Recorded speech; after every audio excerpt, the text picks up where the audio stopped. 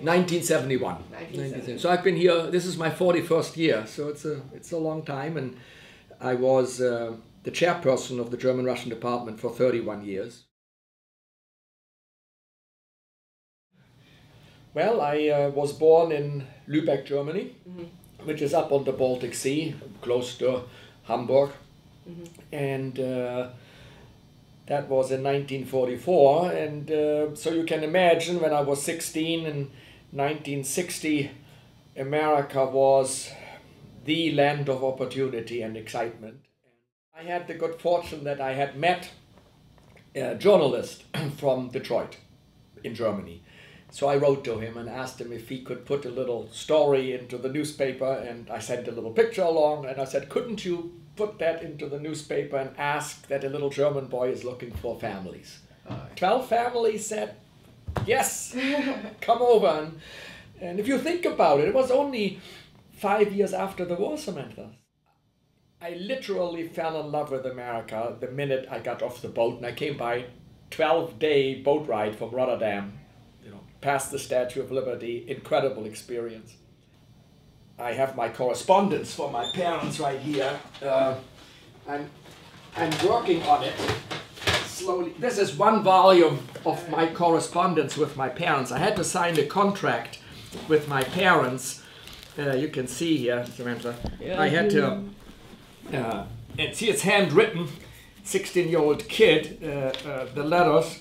And I had to sign a document with my parents when I left Germany that I would write a letter every Sunday. And I did that for 30 years. Can you imagine that? Anyhow, I have all this correspondence, but I'm working on it right now because I thought, first of all, some of the pages are getting bad and you can hardly read it. But I also thought it might be an interesting part of an autobiographical look at modern immigration to America. In any case, after a couple months already, I started writing to my parents, would you please let me stay in America?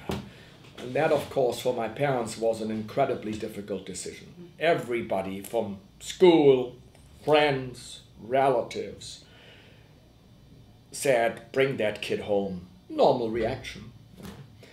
But one of my uncles, he said, look, if that's what he wants to do. And anyhow, my parents became convinced that maybe it's okay if the little kid stays. And I had to sign a document. My father set it all up, and it said, I herewith declare that I, Wolfgang Mieder, will never hold it against my dear parents that they did not require me to return to Germany when that should have been the thing they should have done.